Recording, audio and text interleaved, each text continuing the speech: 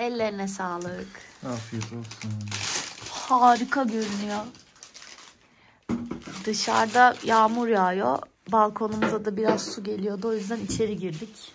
Odamızın durumu da böyle. Mükemmel. Şöminemiz de var. Varmış bir zamanlar. Buzdolabımız. Yatak. Boşluğu. Geceden beri ayağımda diken var sanıyorum. Meğersem bu varmış. Peki neden böyle olmuş? Bilmem, yere düşmüş herhalde. Kural ihlali. Bunlarla bu arazide çalışmak yasaktı. Sadece evin içine girip çıkmak lazım terlikle. Bu ayakkabılarla çalışman lazım. Hiç laf dinlemiyorsun. Parmak arası terlikle burada Şimdi bütün sosyal medyada seni kınatıyorum. Hı, Fatih seni.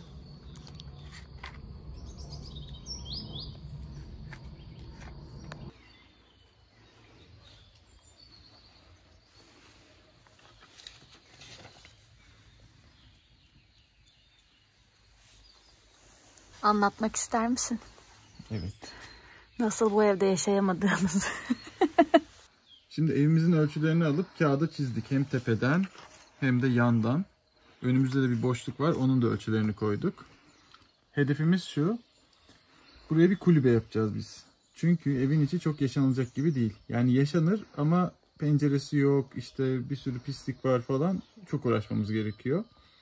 Biz de kendi başımızın çaresine bakmak için, kendimizi bir yere sokabilmek için bir kulübe yapalım dedik ahşaptan. Onun yerine karar vermek için de ölçülerimizi aldık, çizdik. Şimdi burada bir oraya koyacağız, bir buraya koyacağız. Kulübemizin yerini belirleyeceğiz. Neden kağıtta yapıyoruz?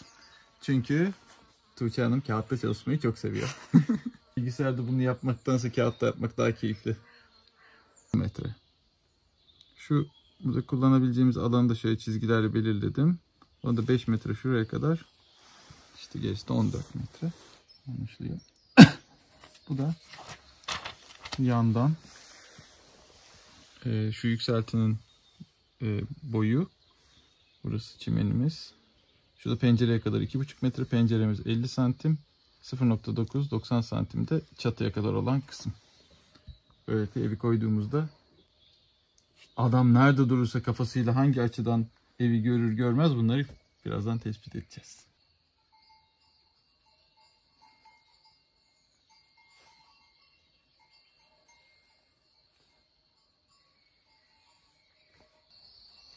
Burada penceremiz var. Burada penceremiz var. Burada da penceremiz var. Tada, yeni evimiz. Buzdolabı ayrı çünkü o buzdolabı. Pişme yatağımızı çadırdan çıkardık. Eski karyolanın üzerine kendi altını koyduk.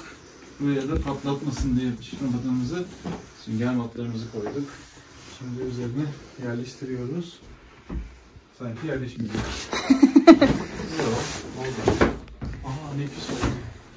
Vallahi billahi. Başını buraya alabiliriz. Şu delikten çıkar ucu. Hayır, bir zarar vermiyor ki. Tamam. Çok iyi. Tek bir sorun var. Ben burada atmak istemiyorum. Çünkü yani hala çok açık her şey. Çok az örümcek var. Başka da hiç böcek yok gerçi de. Örümcek her yerde var. Çadırıma girmiyor en azından. Yatak kırılıyor mu testini yapıyoruz. Büyük kişi için muy komodo. Gelmek ister misin? Bilmiyorum. İstemem galiba. Geleyim mi? Yavaşça gel bakalım. Allah'ım yarabbim. Geldim sayılır. Nasıl? Bayağı rahatım. Peki dönerken falan kırar mıyız acaba? Ama bunda kırılmadıysa kırılmaz bu ya. Bence kırılmaz. Yer yani zemin sağlamsa alt kata çökmeyiz. Yani en kötü alt kata düşebiliriz. Yatak kırılması sıkıntı değil. Zeminin çökmesi dert. Ama sığdık. Bilmiyorum ne gözüküyor oradan ama. Mesela benim manzaram hiç güzel değil. Sizinki bence bayağı iyi. Bak şimdi bak. Ya. Tada! Ama şöminemiz var ha. Her fırsatta söylüyorum. Çok zengin gösteriyor normalde. Bizim ev hariç. Fatih'cim anlat. Rahat mı? Bence çok iyi oldu. Ama öbür odayı alacağız. Burayı Evet. da çalışma alanı yapacağız. Hala karar veremedik. Bir sabah uyanıyoruz. Dışarıya kulübe yapmaya karar veriyoruz. Öbür sabah uyanıyoruz. Yok ya diyoruz, biz bu evin içindeyken evi yaparız falan. Gitgellerle dolu. Zaman geçiyor.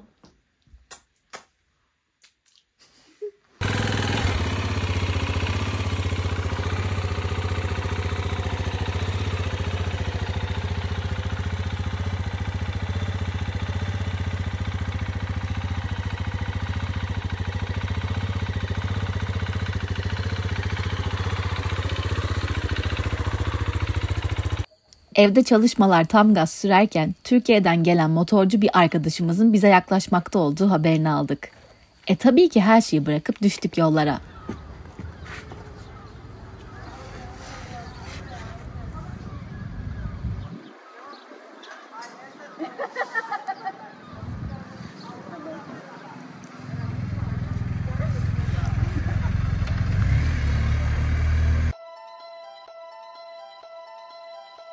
Are you falling?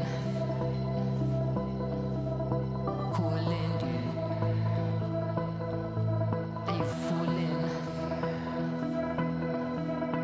Calling you. Just wanna pack up my things and go. Just wanna be free, just wanna zone. Just wanna flow, just wanna hang with the gang, but sometimes chill on my own. Just wanna do me, just wanna doze. Just wanna live and see how it goes. And the goals just keep on going, yeah. This life we live is a war. When there's love in the rave, you know. When there's love in the rave, you know. All inside you, all in the soul, soul, soul, soul, soul. You know when the calling's calling you, and the calling's calling more. You know when the calling's calling you, it's calling, calling more, more, more, more, more, more. You know when the calling's calling more, more, more. You know when the calling's calling. And it's calling, calling more. And it keeps on calling. Yeah, it's calling, calling more. And it feels like I'm falling. Do you want it or you need it? Is it part of your soul like breathing? Is it something mad you've achieved?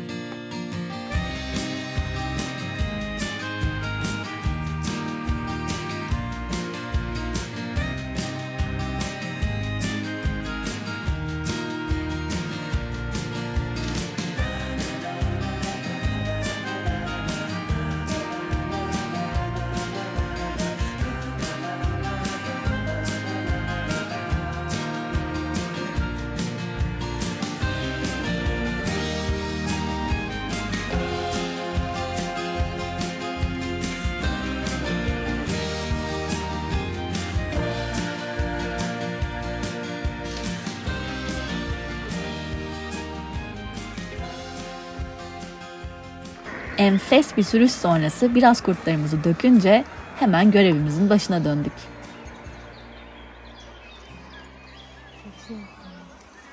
Çok güzeller. Şunun güzelliğine bak Cengiz, gel şuradan. Güle güle. Güle güle. Yine görüşürüz. Şimdi dekupaj testeresine ihtiyacımız var. Bu ürünlerimizi genelde boştan tercih ediyoruz. Neden derseniz en iyi bildiğimiz marka olduğu için. Neyse önemli değil. 2 çeşit bulduk. Fakat aralarında bayağı bir fiyat farkı var. Yani neredeyse bu 2 katı. Sanırım bizim kesmek istediğimiz ölçüler için şu başlangıç seti yeterli olacak gibi geliyor. Çünkü zaten daha büyük şeyleri kesmek için bunun bir çeşitlerini alacağız. Bir de bunlardan ihtiyacımız var. Gönye testere galiba. Şimdi yine biz aslında bunu tercih etmiştik. Ama tam olarak neye göre karşılaştıracağımızı bilmediğimiz için şu bilgilerine bakıyoruz, üzerlerinde yazan, ve internetten biraz tabii bakıp geliyoruz.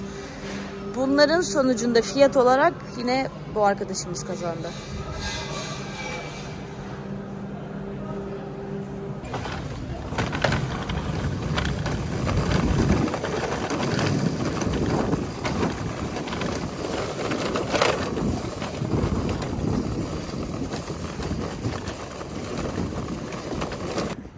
Biralarımıza da yer bulduk. Kum aldık. Kulübemiz için ayaklarımızı sabitlemek adına, yani zemindeki ayakları, bunu aldık. İşte böyle bir sürü bir şeyler, alışverişimizi yaptık. Ve Lidl'da ayran bulduk. Normalde ayran bulmak hiç kolay olmuyor. Bulmuşken 8 tane aldık. Daha da alacaktım ama başka insanlara da bırakayım dedim. Yani gidip de şeyi kesmeyeceğiz herhalde. Büyük ağacı bulmak. Ama keseriz belki. O zaman bayağı büyük bir şey almak lazım. Mesela Şimdi biz bunlar var o zaman. benzinli almayı düşünüyoruz. Ama çok uygun değiller bence bizce. Yani tabii bu şeyin uygunu kaç para, o da ayrı bir konu. Bunlar da benzinli olmayanlar. Aslında aradığımız markayı da bulamadık. Çok zor. Hepsi yeni. Çok zor.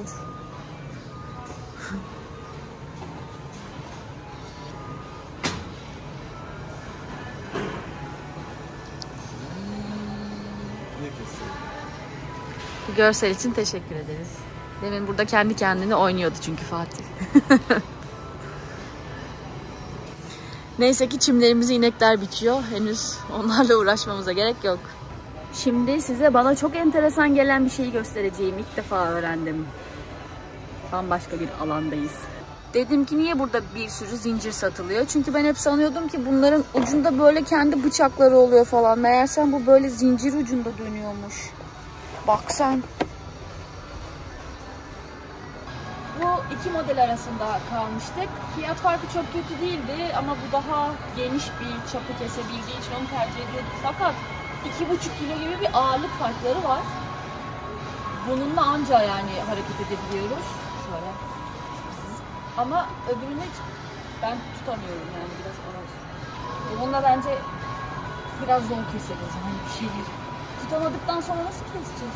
Yanlış tutuyor.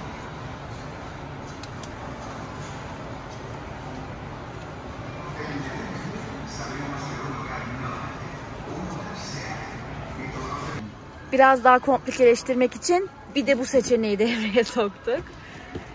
Kutu içeriğine bakıyoruz. Çünkü şimdi bu bayağı uygun fiyata geliyor. Şöyle fiyatlar. Ve aslında yapmak istediğimiz şeyler için yeterli. Bir de çok daha hafif. Hepsinden, bundan bile daha hafif.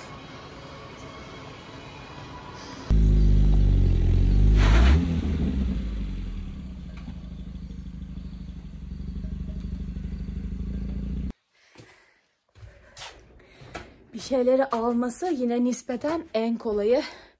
Ama bunları arabadan eve taşımak o kadar zor ki. Dolaplar geldi. Bir takım eşyalarımızı da getirdik. Yarısından fazlası arabada. Yani bir şeyleri seçip alması tabii ki zor. Artı maddi yönü. Ama onları eve taşıması en zoru. Yolumuz hala aynı arazi durumunda, değişmedi, açılmadı. Çünkü kepçecimiz 1 ay sonra gelebilirim demişti. 3-4 haftamız kaldı. Eğer dediği tarihte gelirse gerçekten. Sonrasında biraz daha kolay olacak. Vitara buraya kadar çıkabiliyor aslında, hiç sorun yok. Fakat şu an eşyalar Kangoo'da olduğu için Kangoo'dakileri Vitara'ya yükleyip Vitara ile yukarı çıkana kadar taşıyoruz. Spor diyelim. Ay.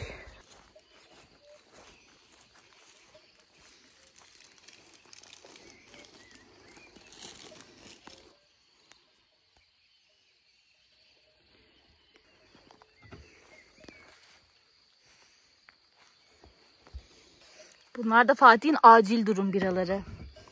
Yarın akşama da komşularımızı davet ettik. Hiç eve çağırmamıştık daha önce. Ta ilk geldiğimizde kışın tanışmıştık aslında. Sushi yapacağız onlara. Mükemmel bir mutfağımız ve yemek yerimiz olduğu için kabul ettiler ama onların evi de bizimkinden çok iyi durumda değil şu an. O yüzden bence sorun olmayacak. Böyle video çekiyormuş gibi de iş yapıyormuş gibi gözüküyorum, aslında dinleniyorum. Nasıl gidiyor? İyi. Son ayak galiba. Yok, 2 tane daha var. O esas kumlar var. Hadi bakalım.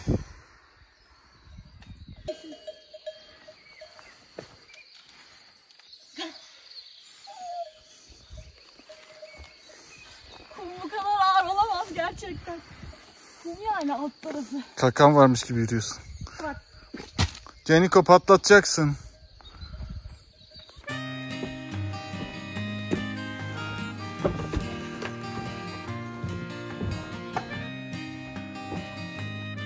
Odalarımızın son hali de böyle oldu.